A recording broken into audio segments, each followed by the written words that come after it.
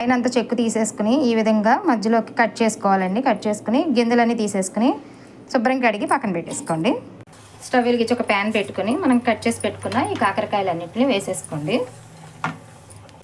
కాకరకాయలు వేసుకున్న తర్వాత కొంచెం పసుపు వేసేసుకోండి. సాల్ట్ కూడా వేసేసుకోండి కొంచెం. ఇదిగోండి ఉప్పు పసుపు వేసిన తర్వాత మూత పెట్టేసి బాగా మగ్గనివ్వండి. మధ్య మధ్యలో మూత తీసుకుని మళ్ళీ కలుపుకుంటూ ఉండాలండి. ఒక 2 ఉల్లిపాయలు తీసుకుని ఈ విధంగా మిక్సీ పట్టుకోండి, మెత్తని పేస్ట్ లాగా వేసేసుకోండి. పక్కకు పెట్టేసుకోండి. ఇది మనం మిక్సీ పట్టుకున్న ఉల్లిపాయ ముక్కని వేసేసుకోండి. కొంచెం అల్లం వెల్లుల్లి పేస్ట్ వేసుకోండి. దాడు కొంచెం సాల్ట్ వేసాం కదండి, ఇంకొంచెం సాల్ట్ పడుతుంది. ఇదిగోండి ఈ విధంగా కొద్దిగా వేగిన తర్వాత మనం వేపి పెట్టుకున్న కాకరకాయలన్నీ వేసేసుకోవాలి. ఇదిగోండి ఈ విధంగా ఫ్రై అవ్వాలండి. కొంచెం ధనియాల పొడి వేసుకోండి. కారం వేసేసుకోండి.